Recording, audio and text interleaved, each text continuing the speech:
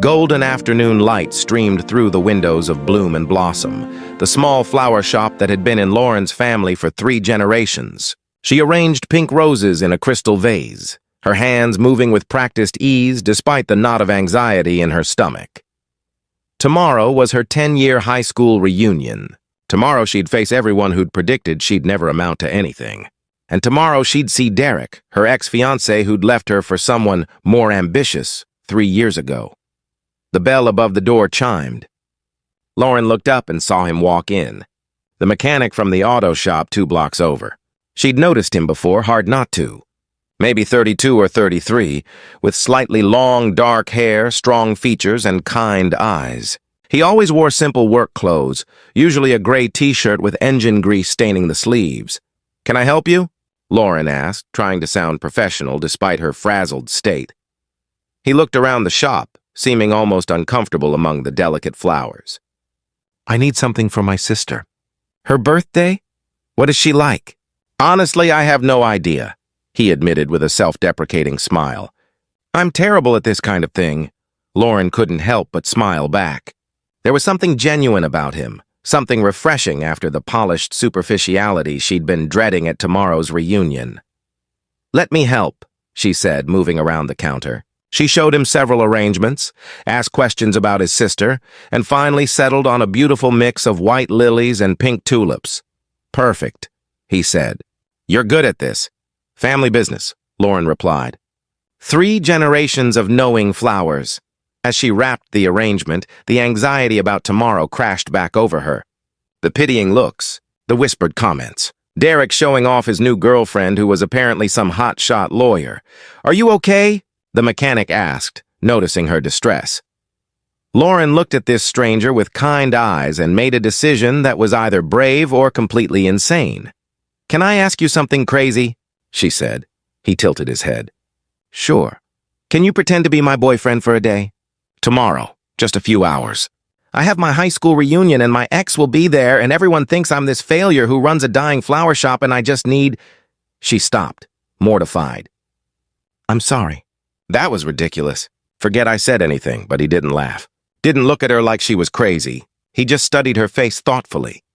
"What would this involve?" he asked, just showing up. "Looking like you care about me. Maybe hold my hand. Nothing weird, I promise. I'd pay you. $100 for 4 hours?" She knew she couldn't really afford it, but the thought of facing tomorrow alone was unbearable. The mechanic was quiet for a moment. Then he said, "I'll do it. But you don't need to pay me." "Really?" "Really, I'm Ethan, by the way." "Ethan Cole." "Lauren Bennett," she replied, relief flooding through her. "Thank you. Seriously, you have no idea what this means." They exchanged numbers and made plans to meet the next evening. After Ethan left with the flowers, Lauren's best friend Maya emerged from the back room where she'd been listening. "Did you just hire a fake boyfriend?" Maya asked, eyebrows raised. "I think I did," Lauren admitted. "Is that completely pathetic?" "It's either pathetic or brilliant," Maya said. "We'll find out tomorrow." The next evening, Lauren changed outfits 5 times before settling on a pink floral dress that made her feel pretty, but not like she was trying too hard. She was touching up her lipstick when the doorbell rang. She opened it and froze. Ethan stood there, but not the Ethan she'd expected.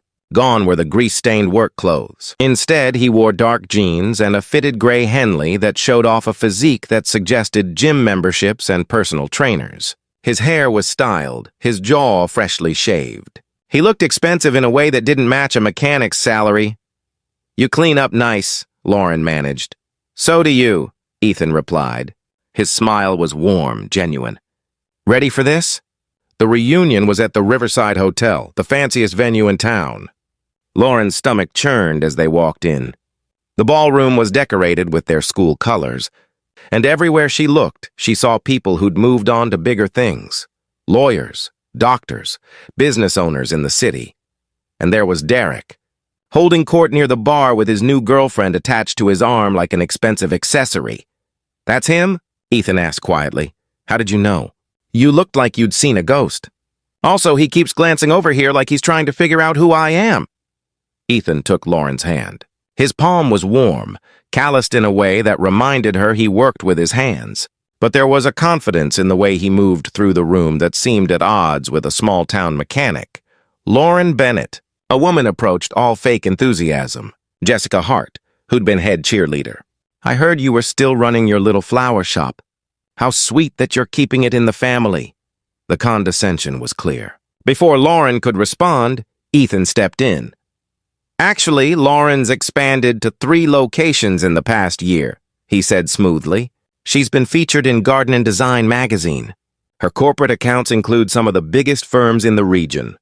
Lauren stared at him. None of that was true, but he delivered it with such casual confidence that Jessica bought it completely. Oh, how wonderful, Jessica said, her smile now forced. And who's this? Ethan Cole, he said, shaking her hand. Lauren's boyfriend. They mingled. Every time someone made a snide comment about the flower shop, Ethan smoothly redirected with some impressive-sounding accomplishment. Every time Lauren felt small, he found a way to make her feel seen. Derek eventually cornered them by the appetizer table. Lauren, he said, his eyes scanning Ethan with barely concealed jealousy. I heard you were dating someone new. Derek, Lauren replied coolly. This is Ethan. The 2 men shook hands, and Lauren noticed Derek wince slightly at Ethan's grip. So what do you do, Ethan? Derek asked, his tone suggesting he expected an unimpressive answer. I work with vehicles, Ethan said simply. Derek's smirk was immediate. A mechanic? How practical.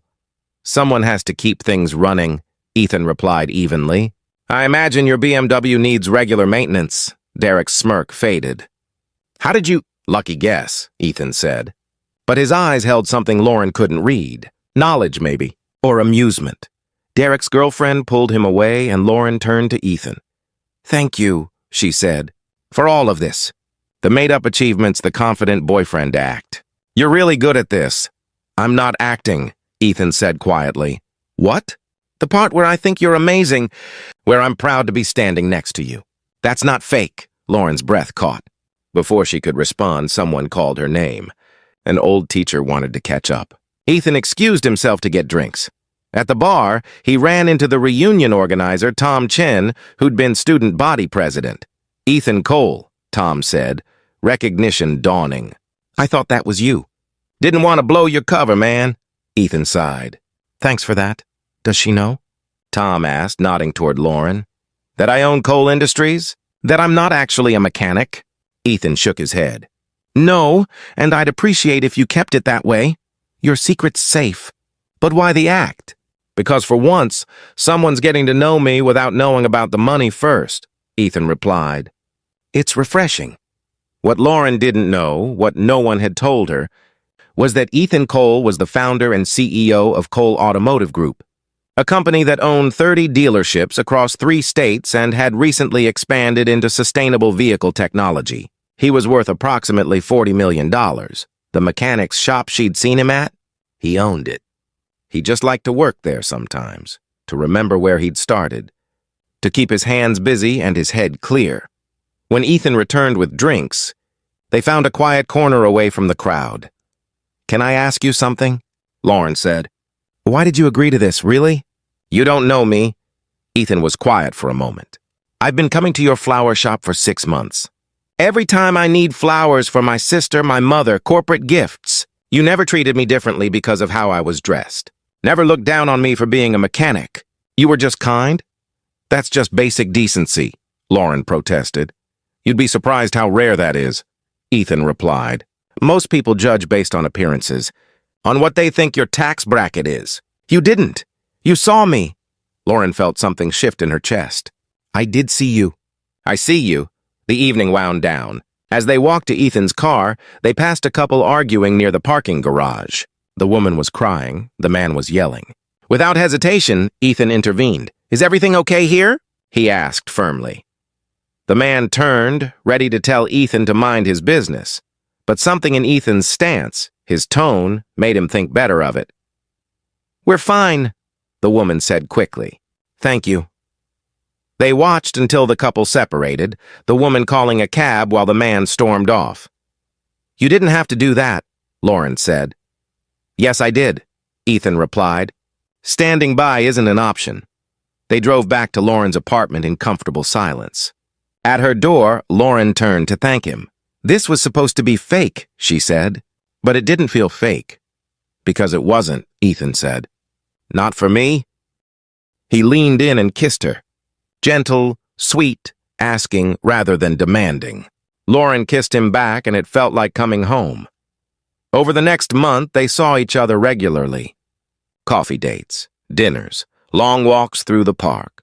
Lauren still believed Ethan was a mechanic, and he couldn't quite find the moment to tell her the truth until the day she needed flowers for a corporate event, and the client turned out to be Coal Industries. Lauren arrived at the headquarters with her delivery van, walking into a gleaming lobby that screamed money and power.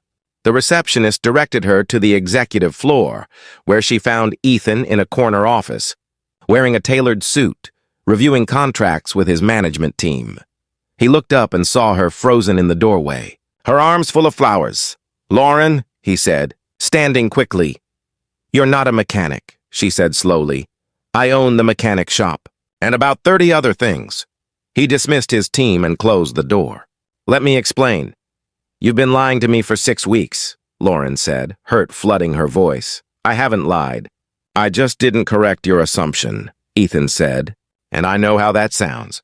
But Lauren, for the first time in my life, someone wanted to know me without dollar signs clouding their vision. So this whole thing was what? Some rich guy's game? Pretend to be normal, see if the poor flower girl falls for it?" "No," Ethan said firmly. "It was a man who's tired of being valued for his bank account, wanting to be seen for who he actually is. You did that. You saw me when I was just some guy in a grease-stained shirt buying flowers."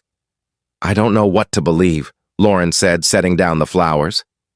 "Believe this," Ethan replied. "Every moment we spent together was real.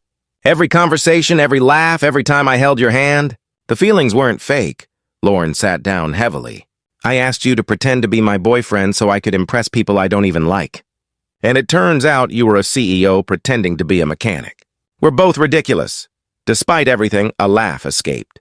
Then Ethan laughed, and suddenly they were both laughing at the absurdity of it all. "We're a mess," Lauren said. "The best kind of mess," Ethan replied. He knelt in front of her chair. "I should have told you sooner. You deserved to know. But I was scared that once you knew about the money, everything would change." "It does change things," Lauren admitted. "But maybe not in the way you think. I fell for the guy who intervened when a woman needed help, who made me feel like I mattered when I felt small. That person exists whether you're a mechanic or a CEO. So where do we go from here?" Ethan asked. Lauren thought about it. About the lies and the truth. About the man beneath both identities. "We start over," she decided. "With honesty this time. No pretending. No fake boyfriends or hidden identities. Just two people figuring out if this could actually work."